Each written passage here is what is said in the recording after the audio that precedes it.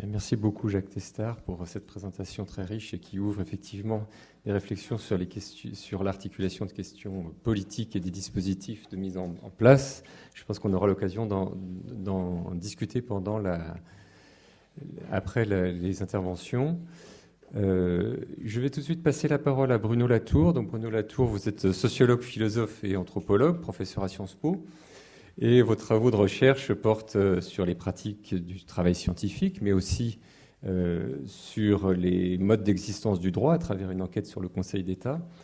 Mais ce qui est le point d'entrée aujourd'hui de votre intervention est votre ouvrage récent intitulé « Où atterrir ?», sous-titré « Comment s'orienter en politique », dans lequel vous envisagez un dépassement de l'alternative entre la mondialisation et le retour au local au profit d'une exploration du terrestre. Et donc vous allez évoquer aujourd'hui les sciences du terrestre avec cette interrogation, je pense, qui nous occupe, qui est de savoir quelles sont les mutations des pratiques de recherche et des pratiques scientifiques qui sont nécessaires pour aborder les sciences du terrestre. Merci. Bizarrement, j'appuie là ? Non ? Rien à appuyer. Si, il faut appuyer. Voilà.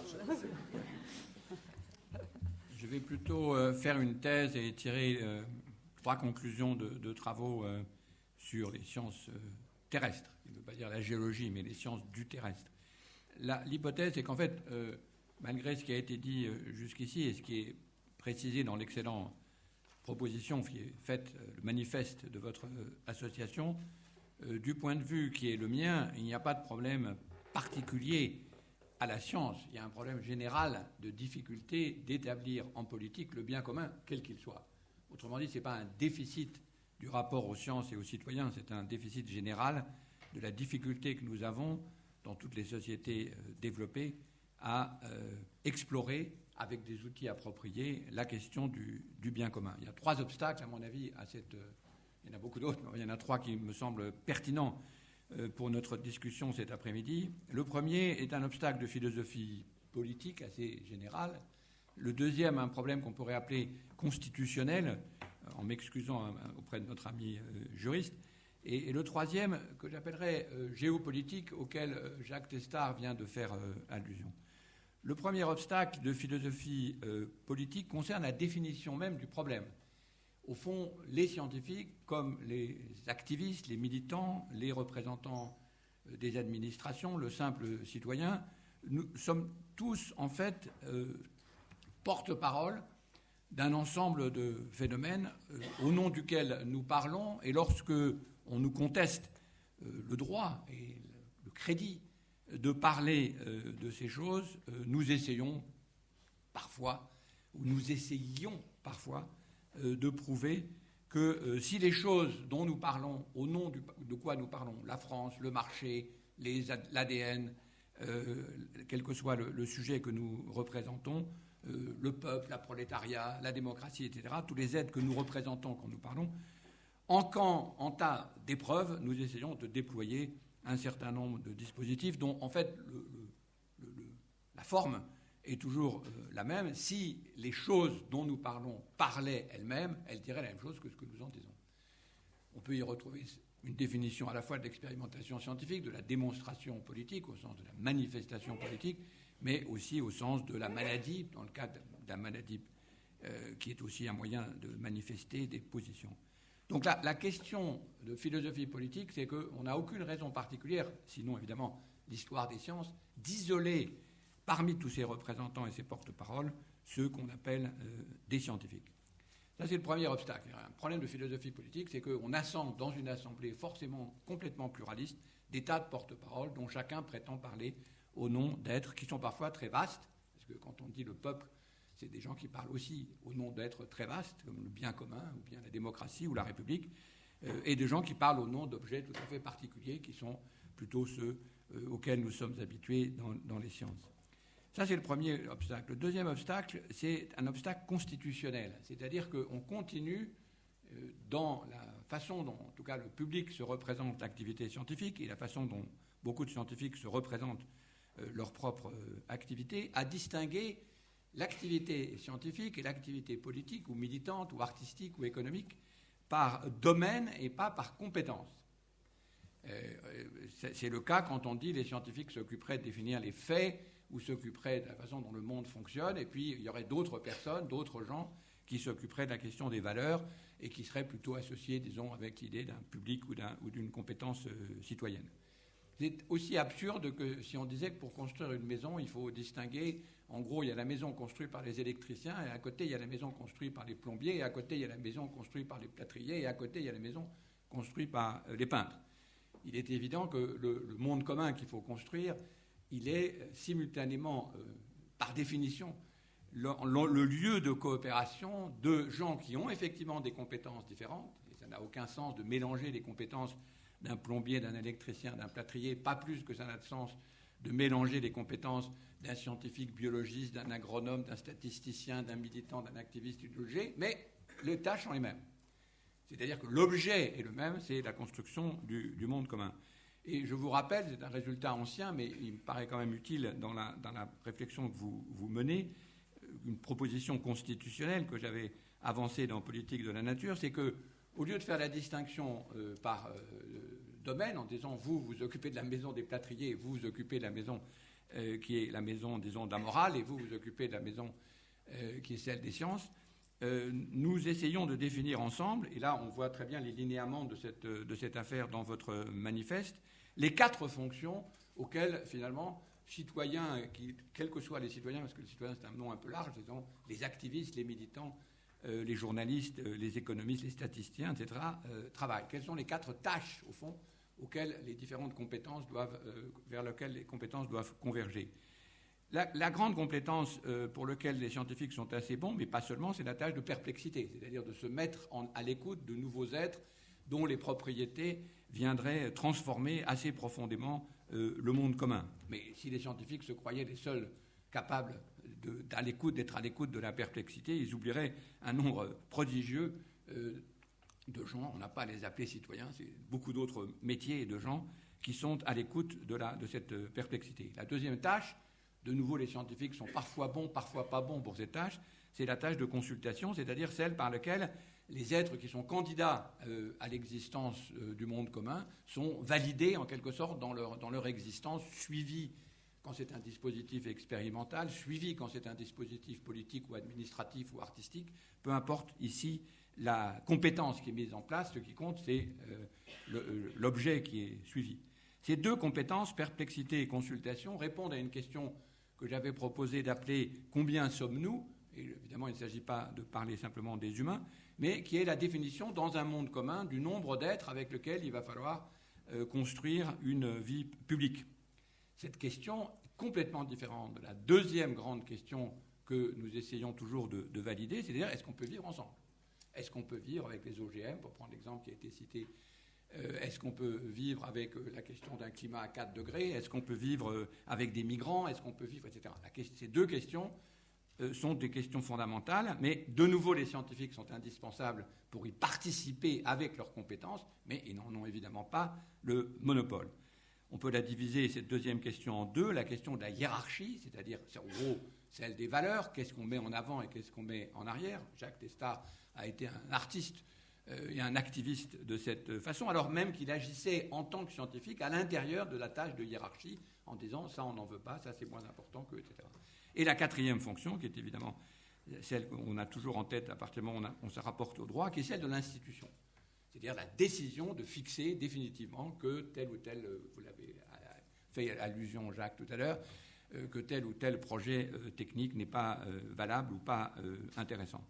Ces 4 fonctions, perplexité, consultation, hiérarchie et institution, je le signale parce que c'est un point de philosophie politique assez amusant, si vous les regroupez mal, vous réobtenez l'ancienne distinction entre fait et valeur. Parce qu'après tout, perplexité et institution, ça ressemble un petit peu à ce que la mauvaise science, disons, c'est-à-dire celle qui, à partir de quelques indices, imagine une immense hype, comme l'a rappelé Jacques tout à l'heure, ce qui est un péché mignon, pas simplement des scientifiques, mais aussi des politiques, des administrateurs, des militants, des activistes, des artistes, etc. Le hype, c'est-à-dire la tentation de passer tout de suite de la perplexité à l'institution, est universelle, elle n'est en rien limitée au cas des scientifiques. Et les 2, consultation et hiérarchie, ressemblent vaguement un peu à la question des valeurs. Mais ce qui est intéressant dans la proposition constitutionnelle, qui abandonne la question est-ce que vous êtes scientifique ou pas scientifique. Vous n'avez pas les mêmes métiers, vous n'avez pas le même laboratoire. Les scientifiques à l'intérieur de la science n'ont aucunement besoin d'être, disons, amalgamés dans un ensemble qui s'appellerait la science ou les scientifiques, tellement c'est différent par discipline. En revanche, à chaque fois, les compétences très particulières s'appliquent à ces objets en commun avec quelqu'un d'autre qui vient de l'administration et de l'activiste. Je rappelle mon premier point. La thèse générale, c'est que nous n'avons pas affaire à un déficit qui est propre à celui des sciences, nous avons un déficit de production du bien commun, et c'est la chose la plus difficile qui soit. Il n'y a aucune raison que nous sachions d'emblée, tout de suite, parce que nous sommes scientifiques ou parce que nous sommes administrateurs ou que nous avons fait l'ENA à l'intérieur de Sciences Po, comme j'ai eu le plaisir de former les gens de Sciences Po, je me méfie de l'idée qu'ils se font du bien commun. Non, il s'agit à chaque fois, évidemment, d'avoir, d'une façon aussi précise que possible, l'idée et le mode exploratoire, en quelque sorte, de ces quatre tâches. Donc, l'idée générale de cette proposition constitutionnelle, c'est de ne pas séparer les scientifiques par domaine, en disant vous vous occupez de la vérité scientifique ou des faits, et nous nous occupons des valeurs, qui est souvent, en gros, quand même, ce qu'on met derrière l'opposition citoyen et fait. La notion d'information pourrait être, de ce point de vue-là, critiquée assez fortement. Mais nous avons des porte-paroles. Ces porte-paroles ont 4 tâches à accomplir, et ces 4 tâches, ils les font avec leurs compétences distinctes. C'est un des obstacles, à mon avis, qu'il faudrait lever pour en faire entrer les sciences en démocratie, ce qui était le titre de la présentation de madame tout à l'heure. Troisième obstacle, qui est là plus direct, c'est le problème géopolitique. C'est-à-dire que lorsque l'on mobilise la question des citoyens, dans un style et dans une façon qui ont été encore faisables au XXe siècle, dans le siècle que nous vivons, ça me paraît beaucoup plus difficile. Jacques Testard y a fait allusion, parce que nous ne vivons plus sur la même planète. Et donc, la question qui me paraît essentielle, ça n'est pas celle de trouver des citoyens intéressés à participer à l'activité scientifique, mais de savoir des citoyens qui commencent simplement à se demander, sous une forme complètement préalable à toute discussion politique, à toute participation à un débat public, sur quel territoire ils sont. Parce que, et c'est là une procédure que j'essaie de mettre en place qui s'appelle la procédure qui reprend une vieille tradition qui n'a pas été très répandue, des cahiers de doléances, c'est-à-dire la description par un public intéressé par la catastrophe, c'est-à-dire, je rappelle, la situation des cahiers de doléances, c'est une situation de catastrophe, une banqueroute et une disette, et l'invocation par un roi, le roi Louis XVI en l'occurrence, ça ne lui a pas porté évidemment bonheur, de dire on ne sait pas quoi faire, les caisses sont vides, qu'est-ce qu'on fait? Et vous avez 60 000 cahiers de doléances rédigés en 6 mois qui définissent de façon tout à fait extraordinaire une description du territoire et des injustices qui y sont commises. Et cette description du territoire et des injustices est ce qui manque pour le moment à toute question politique, quel que soit l'intérêt pour le nucléaire ou quelque autre problème que ce soit, parce que lorsque vous n'avez plus de monde commun, vous n'êtes plus capable de décrire le monde dans lequel vous êtes, vous n'êtes pas non plus capable d'avoir des intérêts. Et encore moins, évidemment, des intérêts où vous repérez des contradictions et des lignes de conflit entre les intérêts, les amis et les ennemis, pour reprendre une catégorie politique essentielle. Donc, ce qui m'intéresse dans les sciences de la Terre, ce n'est pas un problème qui préoccupe évidemment des scientifiques qui travaillent sur les sciences de l'univers, mais quand on travaille sur des sujets, et au fond beaucoup d'entre vous ici travaillent sur ces questions, c'est-à-dire celles pour lesquelles vous avez toujours une controverse, finalement toujours une controverse sur la question avec les lobbies, on a parlé des lobbies des industries ou des citoyens, entre guillemets, la question préalable, c'est d'avoir les citoyens en question. Comment voulez-vous avoir des citoyens en question intéressés ou pas par les travaux scientifiques, quelle que soit la procédure, si ces citoyens ne peuvent pas décrire le monde dans lequel ils se trouvent? Donc il y a un problème politique préalable, en quelque sorte, à la question de la représentation. Il y a un problème politique préalable à la question, disons, d'intérêt ou même d'information pour la situation dans laquelle vous êtes, et donc très lointain, en aval, la question des choix, qui est la question du déficit de description de monde commun en situation de crise on appelle encore crise écologique, mais disons plutôt, pour reprendre un vieux terme de 1789, des crises de subsistance. Et donc, comme nous sommes dans une situation de crise de subsistance, et le mot de subsistance prend un terme évidemment très important aujourd'hui, il faut trouver une procédure, en quelque sorte, qu'il serait presque intéressant de situer avant les procédures que Sciences Citoyennes a mis en place. Et je prends juste un exemple pour finir, qui m'intéresse beaucoup, qui est l'exemple des recherches de Bretagnol et de son groupe à Chizé, parce que qui est une des zones ateliers et aussi zone critique qui m'intéresse dans les travaux que je fais avec mes amis scientifiques des zones critiques, qui est disons, une situation où une recherche scientifique de pointe marque la possibilité pour des agriculteurs intéressés ou pas trop intéressés de se passer de pesticides. Les travaux de Bretagnol sont intéressants puisque c'est un des cas, évidemment difficile à reproduire, où l'on montre que où il a montré avec ses collègues que sans entrant de pesticides, vous avez une production non seulement égale, mais améliorée, et surtout des revenus améliorés, des conditions sanitaires améliorées. Là, on a une situation qui est, du point de vue, disons, de la constitution d'un territoire, qui se prête de façon tout à fait intéressante à l'écriture de cahiers de doléances. C'est-à-dire qu'on peut y retrouver, il ne s'agit pas de citoyens intéressés par les sciences, il s'agit de citoyens en crise de subsistance intéressés par la disparition de leur sol, donc absolument pas une question de bien commun, au sens, disons, rousseauiste de la question du bien commun, mais une question tout à fait pratique. Mon sol, moi, une question politique vraiment absolument classique et du point de vue anthropologique et du point de vue géopolitique, je suis attaqué par telle ou telle procédure agronomique, je suis en situation, disons, de guerre et j'essaie de définir mes amis et mes ennemis. Et là, l'écriture du cahier de doléances, c'est l'écriture d'un territoire et des injustices qui y sont commises. C'est ça qui est très intéressant dans la notion de cahier de doléances. Voilà, excusez-moi, je n'ai pas d'autre chose à dire sur ce sujet, qui pourtant me préoccupe depuis une quarantaine d'années, comment faire entrer les sciences en démocratie. Je vous remercie.